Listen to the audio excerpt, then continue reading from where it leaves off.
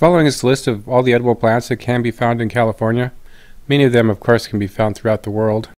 Catclaw acacia, Acacia greggii, is native to the southwest United States, mainly in the desert. The plant is a large shrub to a small tree, sometimes growing up to 30 feet tall. The seed pods were gathered by various native tribes. The irregular shaped seed pods can be ground into meal, and the seeds can be eaten. They are often bitter, and you can boil them to make it more palatable. You should be careful though, because the plants themselves are very toxic. The plant requires quite a lot of water, so it's often found near dry stream beds and places like that. It often drops its leaves during the summer when there's no water.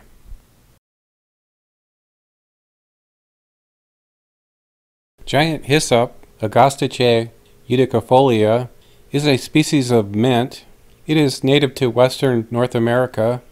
The entire plant is edible and is sometimes used for flavoring. It's probably wise not to eat too much of it. It's high in tannins. The seeds are edible raw or cooked. It is very widespread in many different environments below 9,000 feet in elevation. A pleasant tasting tea can also be made from the leaves.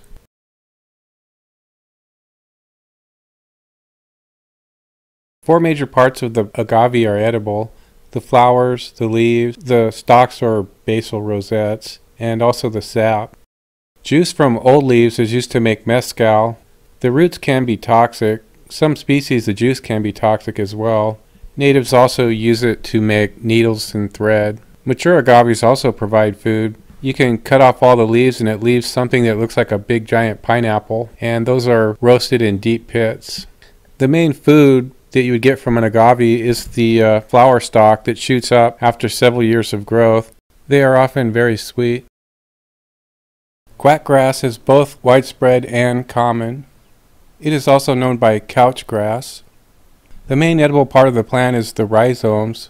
That's also the main way the plant spreads. It can become a very noxious weed. The roots have a diuretic property. Eating the roots can lower your blood sugar. The main way the plant is used is to dry the rhizomes up and ground it into a meal. You can make it into bread. It was mainly considered a famine food. Water plantains are a widespread family of plants. You need to be careful eating these. These are poisonous plants. They lose their toxicity after they're dried. Other sources say that you can boil or soak them in water to remove the bitter taste. It is also possible to eat the leaves and flowers, but they must be thoroughly cooked. The flowers are usually white, but sometimes they're pink. The plants are generally found in the water. Sometimes water plantains can be found in wet soil. The leaves underwater look different. Above the surface they look very much like plantain.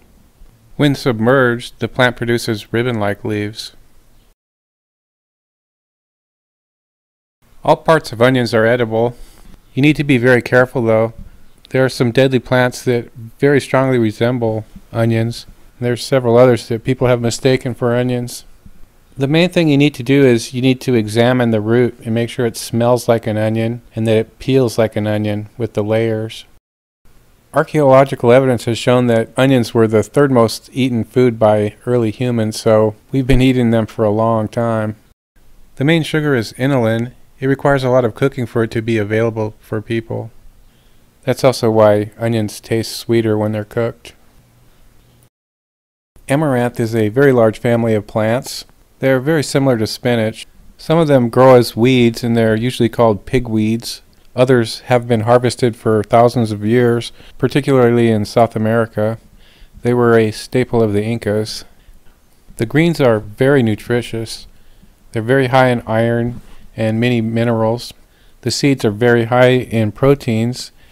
Unlike most plant protein, it has a good mix of amino acids. It is often referred to as the crop of the future because of its beneficial nutritional qualities. It's easily harvested, produces lots of fruits or seeds. They are very widespread and very common. It's fairly easy to identify them. Surface berries are very similar to blueberries. In fact, when I first saw them, I thought they were blueberries. There are some blueberries that are poisonous, so you need to be careful. Check for the distinctive crown. They are also known as Saskatoon berries. Sometimes they're called June berries. The ones we used to pick grew on shrubs that were about maybe 8 feet tall. They are notable for their polyphenol antioxidants. They're similar in composition to blueberries. The Pacific madrone is a species of arbutus found on the west coast of North America. It's mainly in the northwest. It can also be found on the west slope of the Sierra Nevadas. It is commonly called strawberry tree because it resembles a strawberry, or the fruits do. It has a very distinctive rich orange-red bark. It peels away on mature wood. The berries are ripe in autumn. Manzana means apple in Spanish. Manzanita means little apple. Manzanita are usually a fairly small shrub. They are very common in Southern California. The berries are edible. You can eat them raw, but if you eat too many of them, they'll make your stomach upset. Supposedly, if you cook them, then they're okay. You can eat as much as you like. Native Americans were reported to use the leaves as toothbrushes. Kinnikinick is a dwarf shrub. It's usually found in cold areas, up in high alpine areas. I used to gather it in Black Hills of South Dakota. It was near Bismarck Lake, great fishing. The leaves were also smoked by the Native Americans. They were sweet, but they're a little bit astringent. Never would eat too many of them for that reason. The seeds of sage are edible. They're very small and hard to collect. They can be eaten raw or roasted and ground into a powder. The plant is toxic, and it's also highly allergenic to people. Many Native Americans use sagebrush to dry themselves off after a time in a sweat lodge. The plant has a very pleasant smell. The seeds make a bang when you throw them into a fire. Wild ginger is used very much the same way that ginger is used as a spice. It's usually found in darker, moist areas.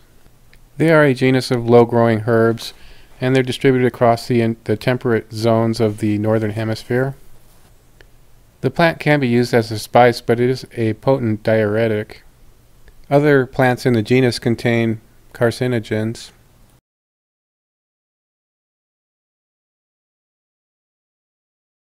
Milkweeds are sometimes reported to be edible, and some claim they're toxic.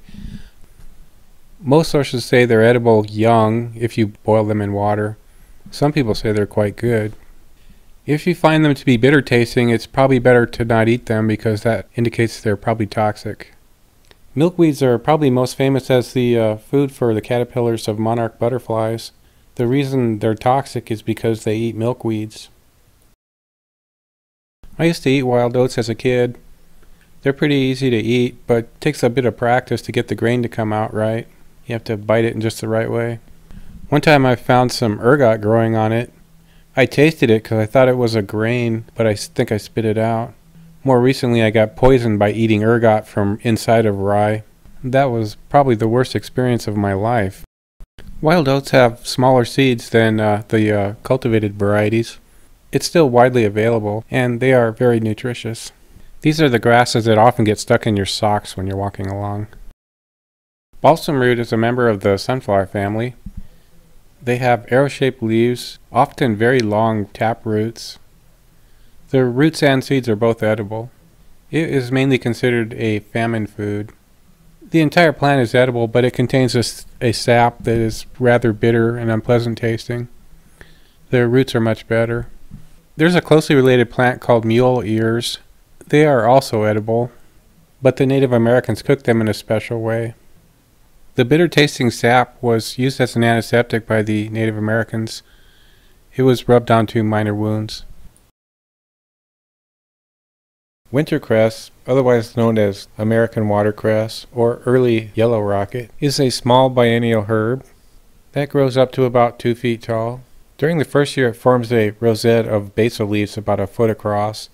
Second year it bolts upward with one or more flowering stalks. Young plants can be eaten in salads. Older plants should be boiled and the water changed to remove the bitterness. Some reports indicate that it might be slightly toxic, but it has been grown in England since the 17th century as a pot herb.